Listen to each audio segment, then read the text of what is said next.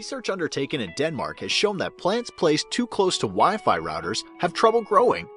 The experiment was performed by a group of 9th graders after their proposal to monitor the effects of sleeping by a cell phone was rejected due to the lack of sufficient resources.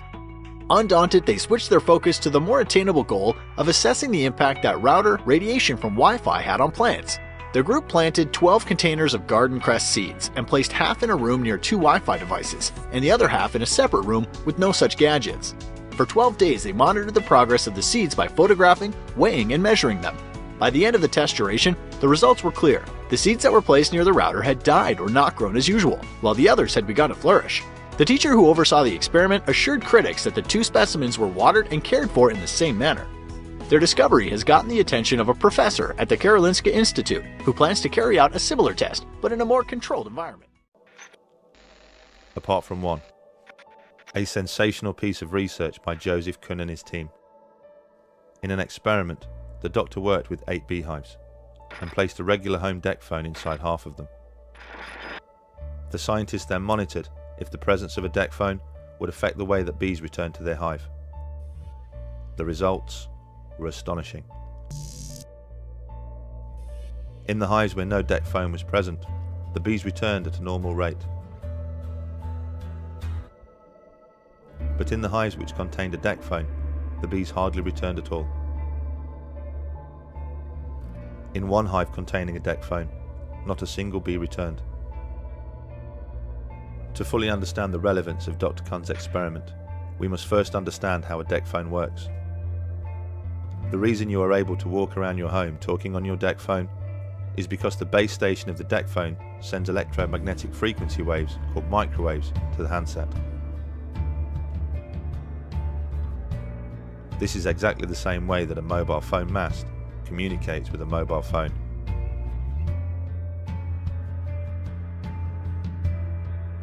A deck phone is basically a miniature version of a mobile phone mast.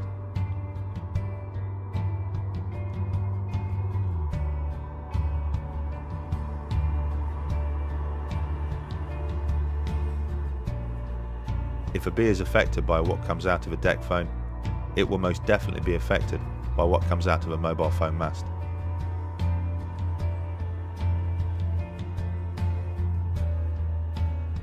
And with 4 billion mobile phone users around the world, all of a sudden, there are an awful lot of mobile phone masts.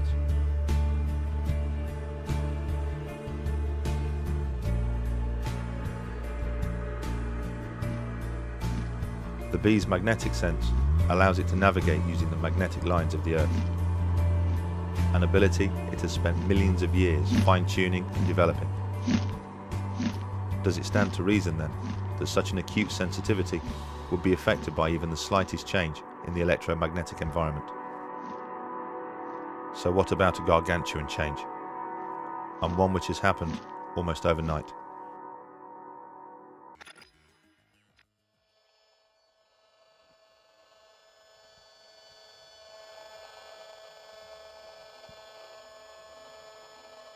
So It's pretty ugly, isn't it? yeah, and it's constant as well. One thing you'll notice is it doesn't stop. It's 24/7. This is what's coming out of the mast. If you can see the mast, you're being exposed to it. Right. Frankly, even if you can't, you're being exposed to it if you're this distance away, because it'll pass through, concrete walls and things. It'll dampen it a bit, but not very much. If you're within 200-300 metres of the mast up there, this is what you're going to be exposed to 24/7. When you can hear it, it changes everything. It does. Imagine if you could see it.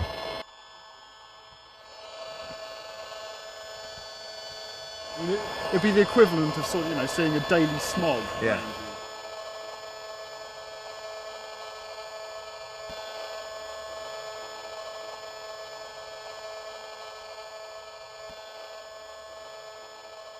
With a constant smog of man-made frequencies surrounding our daily lives, and no testing as to its safety, is there any wonder people's bodies have started to react? With so many phones and masts, and a mobile phone industry worth trillions, you would hope that by now a strict governing body would have been installed, an iron-fisted regulator who ensures the telecoms industry errs on the side of caution, someone to set strict levels which protect the public, someone to ensure that what we're being exposed to is absolutely safe, Unfortunately, we don't have any of that. What we do have is ICNIRP. Well, ICNIRP was set up in Europe about 20 odd years ago to look into non-ionising radiation. It stands for the International Committee of Non-Ionising Radiation Protection, and their job is to look at all the literature that comes out and basically summarise it, say this is what the science definitely says. You can't get elected to it, you get invited to join it, Right. if you're one of the preferred people. Right, got So it's always erred on the side of industry because that's really where its roots are. So what we've got is we've got a guidance standard which they've set, which has been adopted by most of the countries in Europe, and it's been something that the European Commission themselves recommend, including their expert body CENIR. But those guidelines are based on evidence that we know has a cause and effect for radio frequency radiation. So the only setting that exists at the moment for energy that's around the same frequency of mobile phone masts, mobile phones, DECT cordless phones, wireless communication devices that we're used to on a daily basis, is the one that we know works for microwave ovens, i.e. if you generate enough energy and localise it in a small enough area, you heat things. You heat tissue, you heat anything that has some level of water in it. None of the current rules are anything to do with chronic health effects or cancer. None of them, not one of them. They're all set for heating effects and acute effects like prickling of the skin or your eyebrows going up or something like that, you know. None of them are for long-term health effects. So saying that it's below 40, that means nothing. It's meaningless. It's meaningless. It is not intended to protect from long-term health effects. ICNIRP is just irrelevant. It's irrelevant. Well, for example, if you want to make sure that nobody exceeds the speed limit past a school, set the speed limit at 1,000 miles an hour.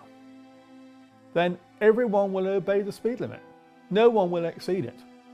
You know, everyone can go sailing past this school at 999 miles an hour and the limit will be complied with. The advisory body effectively are not set up to look at the evidence with regards to safeguarding the general public. So ICNIRP essentially there to establish what's 100% facts, and anything that's not 100% facts is not their concern. That's right. They'll talk about it, they'll summarise what there is, what there isn't, and what's left to find out, and then that's it. They'll leave it there. No recommendations, nothing, because they just don't see it as their job.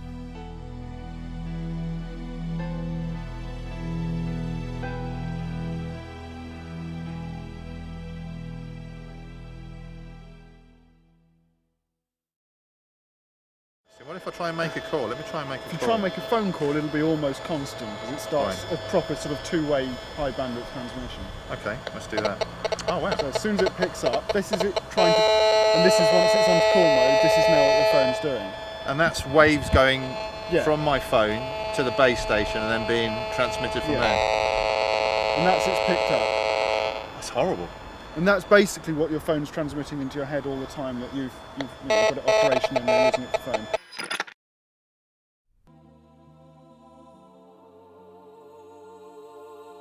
We are a brilliant, yet complex organism. The way that our body functions isn't by chance, nor is it something which has happened overnight. Like every other creature on this planet, we have adapted into the environment we exist in.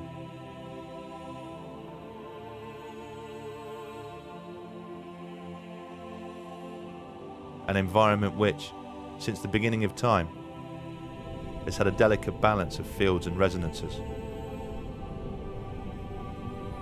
These phenomena don't just surround us, they make us what we are. The cells of our body communicate with each other using light frequencies. Our DNA uses electromagnetic frequencies to reproduce itself. At the core of everything are protons and electrons, positive and negative, making all life magnetic. We are, as all life is, equipped with cryptochrome cells, which allows us to sense those fields in ways we barely understand. We are beings of frequency, electricity, light, and magnetism. and to become this way has taken millions of years, a process which started with the very first cell. Although we have embraced the wireless technology and accepted it into our everyday lives, at a cellular level, our bodies haven't. The frequencies that now surround us are as alien to our cells as they would be to our eyes, if only we could see them.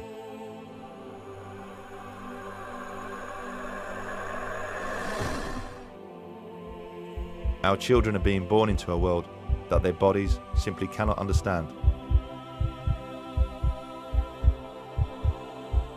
Where will all this lead?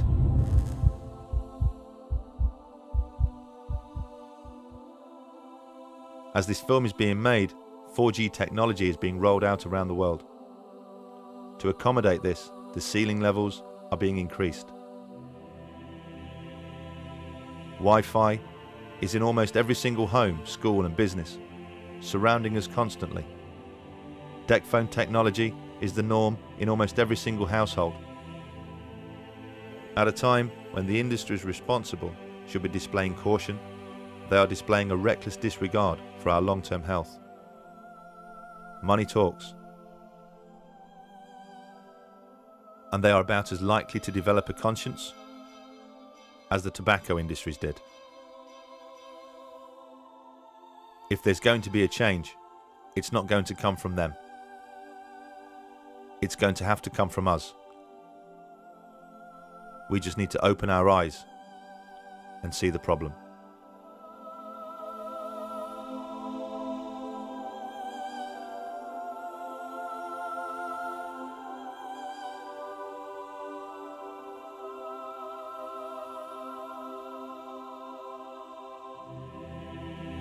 Would the MTHR, do you think, fund research into radio waves affecting melatonin, given that this is the mechanism that people seem to point to, that mobile phones affect the production of melatonin? Melatonin is an antioxidant, a free radical vacuum cleaner, if you like.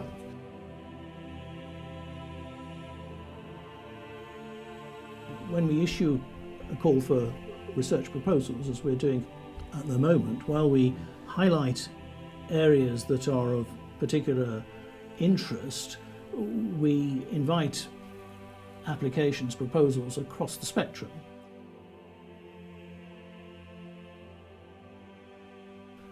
But it would have to be prioritised alongside the other applications that we get. We only have a limited pot of money, but we don't rule out funding research on melatonin. It's not one of the areas that we've identified as a priority at the moment.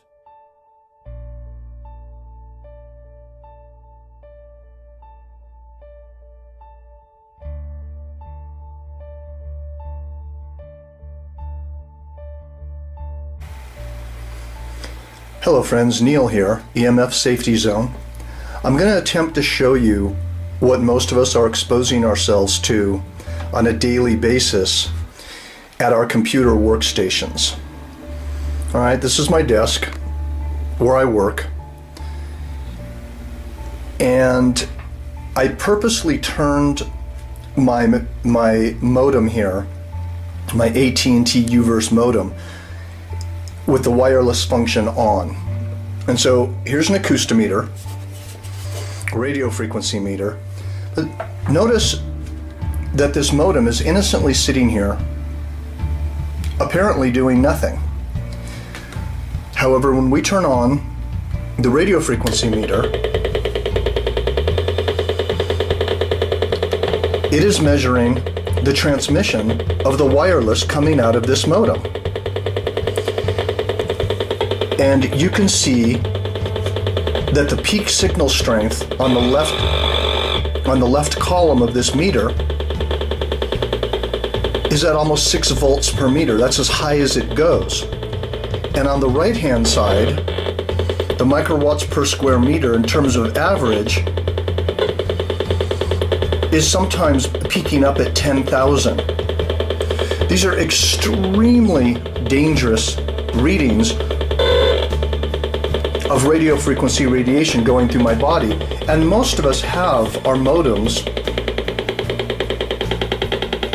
sitting like this at our desk, or maybe at the floor somewhere near us. Now I'm going to show you this. I'm going to turn the volume up. I'm going to walk around the house. And now I'm out of my office. I'm walking into the living room. I'm going to show you the office is back in that direction through those doors.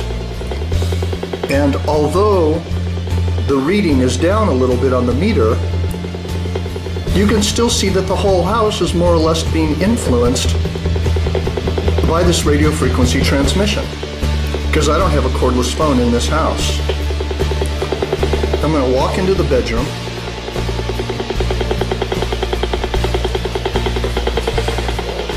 All right, this is where I sleep. And look at the meter. If I leave that wireless on all night, the meter is still registering roughly 0.30 volts per meter and about 1 to 5 microwatts per square meter. These are not high readings, but it's still going to disturb melatonin levels. It's still going to disturb my sleep. And you can hear, let me turn the volume up. You can hear the dit-dit-dit-dit, which is the frequency transmission from the wireless modem. And as we head back into the office here, you can see the readings picking up immediately.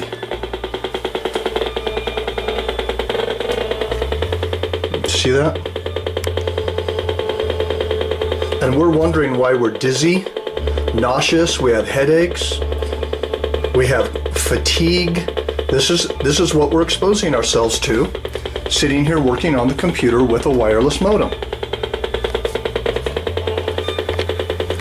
All right, now as you can see here, what I've done is I've plugged my Ethernet cord, I've hardwired the modem. All right, now please, this is very, very important to understand.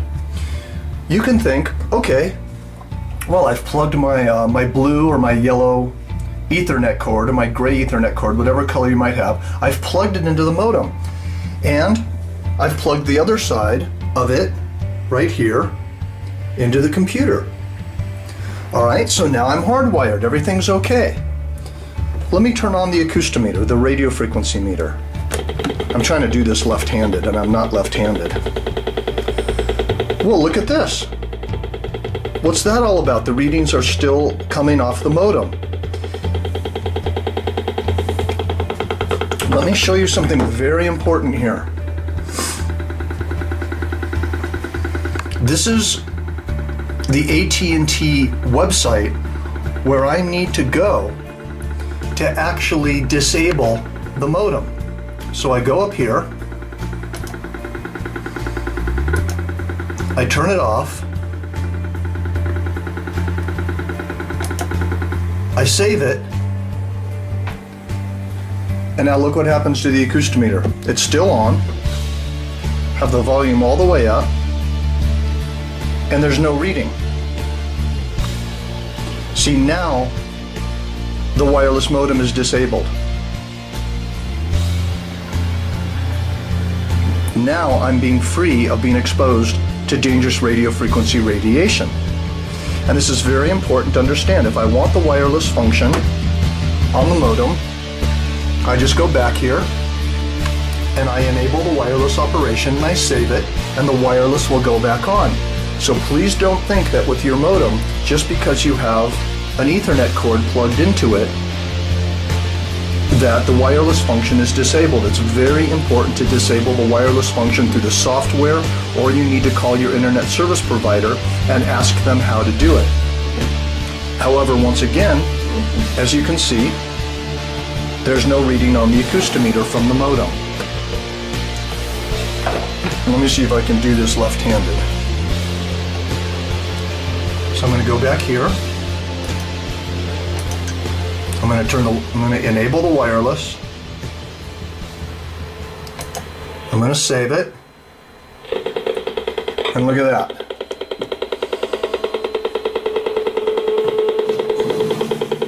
Even though I have an Ethernet cable plugged into it, Ethernet cord, the radio frequency meter is showing extremely dangerous levels of RF radiation coming out of the modem.